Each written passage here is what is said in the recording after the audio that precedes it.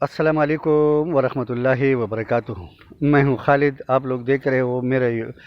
YouTube channel और Facebook page. Arshad शरीफ साहब को तो तकरीबन 36 घंटे हो गए हैं जिसको शहीद किया गया है, और अभी तक मुतज़ाद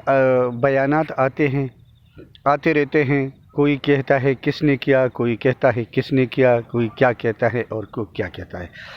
हर एक बंदा अपने इज़हार राय से बताता है, लेकिन नाम किसी का न लेना चाहते हैं, न लेता है और न ले सकते हैं, और मालूम भी नहीं है कि किसने किया है। ज़ाहिरी बात है कि कीनिया की पुलिस ने वो कबूल तो किया, मान लिया, ज़िम्मेदारी ली कि हमने इसको शहीद कर दिया है और इसको गोलियां हमने मारी हैं। लेकिन सवाल ये पैदा होता है कि वो बेचारा तो सिर्फ 3 या 4 दिन या 5 दिन या 10 दिन, टोटली तो मेरे ख्याल पे इतने ही बनते हैं, कीनिया में रहें। उसकी ना तो किसी से कीनिया में दुश्मनी थी, ना कोई और तरह का कोई वार फेर था जो अरशद शरीफ साहब के जान के पीछे पड़ा था और उसको कत्ल करना चाहता था। ज़ाहिरी बात है कि पाकिस्तान से वो बेचारे को निकाल दिया गया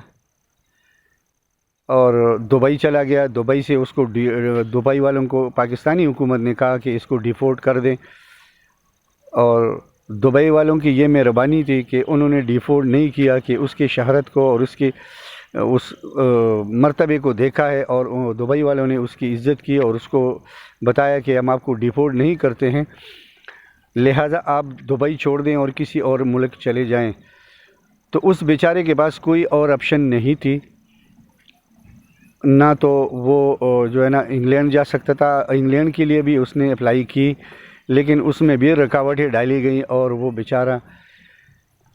लंदन नहीं जा सका। इसलिए वो नैरोबी चले गए। अपनी ख़्याल में, अपनी दानिश में उसको वो नैरोबी जो थी वो एक महफूज जगह नज़र आ रही थी, और वो बेचारा अपना जान बचा के वहाँ पे चला गया। लेकिन उसको ये इल्म नहीं था कि नैरोबी में ही उसको कत्ल किया जाएगा, और ये अल्लाह ताला ने उसको वहाँ पे पहुँचा लिया। अभी बात ये है कि उसकी दुश्मनी तो लोगों से पाकिस्तान में थी, और इस प्यारे पाकिस्तान से उसको इन लोगों ने निकाल दिया जिसके अरशद शरीफ साहब के पास रास्ते करप्शन के, लूट मार के, और कई चीज़ें हैं जो कि वो अरशद शरीफ साहब के सीने के साथ दफन हो जाएंगे, ऐसे रास्ते। लेकिन सवाल ये पैदा होता है कि हुकूमत, जो वो बेचारा जब वो पाकिस्तान छोड़ गया, दुबई चला गया, तो हुकूमत को इतनी क्या बहुत बड़ी तकलीफ़ थी कि उसको दुबई से भी डिफोर्ट करवाना चाहते थे, क्योंकि उसको तो सबसे पहले तो पाकिस्तान में KPK के पुलिस के ज़रिए वो इत्तला तो दी गई थी कि आपकी सर की सुपारी अफ़गानिस्तान में दी गई और आपको पाकिस्तान में किसी भी जगह पे वो मार देंगे, शहीद कर देंगे, कत्ल कर देंगे। लेकिन उस बेचारे ने पाकिस्तान को छोड़ा, वहाँ पे चला गया नैरोबी में, तो नैरोबी की पुलिस ने उसको बेरुखी से उसको कत्ल किया, और उसके सर में 2 गोलियां लगी हुई हैं। और अगर दूर से ये स्नैपर वाला इतना ही तकड़ा था, इतना ही निशानाबाज था, लेकिन बाद में जो दाएं बाएं जो गोलियों के निशानात है गाड़ी के ऊपर, तो इसका मतलब ये है कि उसको रोका गया है और सीधा उसी शीशे के पास आया है जिस शीशे के पास अरशद शरीफ साहब बैठे हुए थे, और उसको उन्होंने गोलियां मारी हैं। और बाद में उन्होंने ये बकाया जो गोलियां हैं, 11 हैं, 10 हैं, 9 हैं, जितनी भी गोलियां हैं, वो गाड़ी के दाएं बाएं मारे हैं। तो क्या वो ड्राइवर कोई जिन था, भूत था, जो उसको गोली नहीं लगी और सिर्फ अरशद शरीफ साहब ही निशाना बने? तो इसका मतलब है कि उसकी सुपारी वहाँ भी दी गई थी, और बंदे वहाँ से भी उसके पीछे लग गए थे, और उसको ट्रेस किया गया था।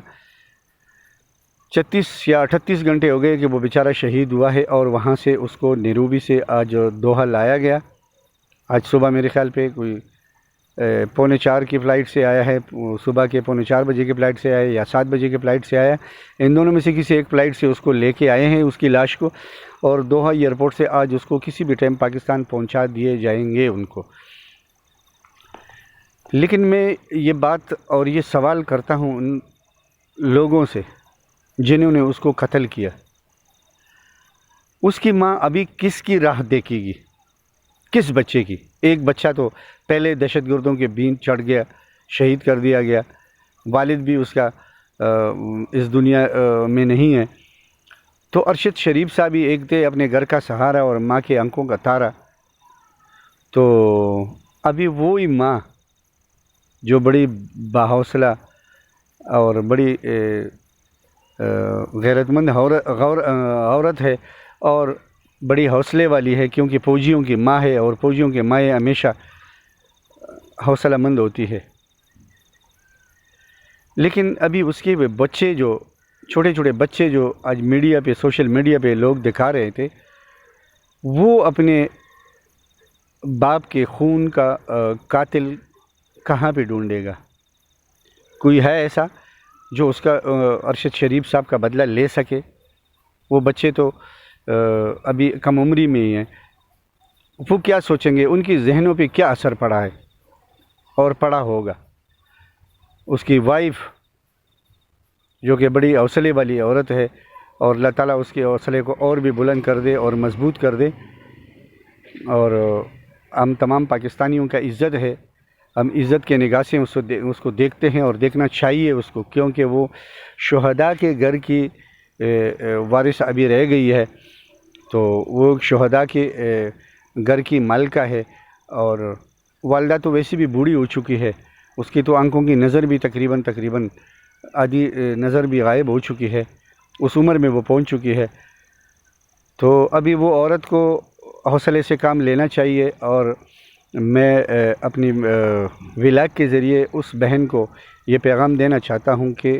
ارشد شریف صاحب تو ایک تاریخ رقم کر گئے، ہمیشہ تاریخ میں اس کا نام لکھا جائے گا، لیکن یہ جو حکومت میں بیٹھے ہوئے ہیں ان کی طرف سے کوئی بیان نہیں آیا، اور نہ کوئی ایسی حرکت آئی کہ جس سے وہ ارشد شریف صاحب کے دکھ میں شامل ہو، آپ لوگوں کے ساتھ شامل ہو۔ لیکن میں یہ بتانا چاہتا ہوں اپنے ولاگ کے ذریعے کہ یہ کتنے ارشد شریف صاحبوں کو ماریں گے؟ ایک ارشد شریف صاحب تو چلے گئے، لیکن میں یقین سے کہتا ہوں اور اعتماد سے کہتا ہوں اور برملا کہتا ہوں کہ ایک ارشد شریف صاحب چلا گیا، اس پاکستان میں ہزار ارشد شریف پیدا ہو جائیں گے، اور ہے جیسے عمران ریاض خان صاحب ہے، سمیع ابراہیم ہے، ایاز میر ہے، بٹی ہے، حمید بٹی صاحب ہے، ارشاد بٹی صاحب ہے، تو ایسے کس کس کو مارو گے؟ حامد میر صاحب نے بھی بہت اچھا بیان دیا ہے، اور پہلے لوگ حامد میر کے بارے میں کچھ بہت برا ہی کہتے تھے، لیکن میں نے جو اس کے بارے میں سنا ہے اور اس کے بیانات میں نے سنا ہے، تو میں حامد میر صاحب کی اس کو سلام کرتا ہوں۔ یہ تو ہو گئی ارشد شریف صاحب کے بارے میں، لیکن جو پرسوں لاہور میں جو عاصمہ جہانگیر کانفرنس میں منظور پشتین کو بلایا گیا، اس کو کس حیثیت سے بلایا گیا؟ ایم این اے نہیں ہے، ایم پی اے نہیں ہے، ایک دہشت گرد آدمی ہے، اور اس نے پاکستان آرمی کے خلاف جو نعرے لگائے ہیں، ایک سلیکٹڈ امپورٹڈ وزیر اعلیٰ کے وزیر خارجہ کے موجودگی میں، تو اس وزیر خارجہ میں اتنی غیرت نہیں تھی، وہ تو اسی پاکستان کا کھاتا ہے پیتا ہے، اسی پاکستان میں پل رہا ہے اور اسی پاکستان کا وزیر خارجہ ہے، تو اس کو یہ جو نعرے لگ رہے تھے، تو کیا یہ میں وہ نعرے نہیں بولوں گا، کیونکہ میں خود پاکستان آرمی سے تعلق رکھ چکا ہوں، پاکستان آرمی میں نے سروس کیا ہے، اور مجھے بہت برا لگا ہے، اور اس نعروں کے بدلے میں منظور پشتین کے خلاف کارروائی ہونی چاہیے، اور ایسی کارروائی کہ آئندہ آنے والے نسلیں بھی اس کے یاد رکھیں، اور بلاول زرداری کو بھی نشان عبرت بنایا جائے کہ اس کے موجودگی میں، جو کہ پاکستان کا وزیر خارجہ اپنے آپ کو کہتا ہے اور ہے پاکستان کا وزیر خارجہ ہے، اور پاکستان کا دولت لوٹ رہا ہے، کھا رہا ہے دونوں ہاتھوں سے، باپ نے کھا لیا ابھی بیٹھا کھا رہا ہے، اور اس کی موجودگی میں یہ نعرے لگے ہیں اور اس نے کچھ بھی نہیں کہا۔ اس کے خلاف بھی کارروائی ہونی چاہیے۔ میری طاقتور حلقوں سے میرا یہ التماس ہے کہ ان دونوں کے خلاف کارروائی ہونی چاہیے، تاکہ یہ یاد رکھے، آئندہ آنے والی نسلوں کو بھی لکھ کے دے دیں کہ پاکستان کے خلاف اور پاکستان آرمی کے خلاف، اور خاص کر یہ جو وردی جو ہمارے لوگوں کی کفن بنتی ہے، فوجی آدمی کی وہ کفن ہوتی ہے وہ وردی، اور اس کو وہ دہشت گردی سے ملا رہے ہیں، تو یہ نہایت ہی گری الفاظ ہے اور گری ہوئی باتیں ہیں۔ آج کے لیے اتنا ہی کافی تھا۔ میں اپنے ویورز، اپنے دیکھنے والے، اپنے سننے والے، اپنے چاہنے والوں سے التماس کرتا ہوں کہ مجھے اپنے فیڈ بیک سے خوش رکھیں، آگاہ رکھیں، اور چینل کو سبسکرائب کریں، بیل آئیکن کے بٹن کو دبا لیں اور آگے شیئر کر لیں، لائک کر لیں، تاکہ مجھے بھی حوصلہ ملے اور آپ لوگوں کو نئے خبروں سے آگاہ کر سکوں۔ والسلام، پاکستان زندہ باد۔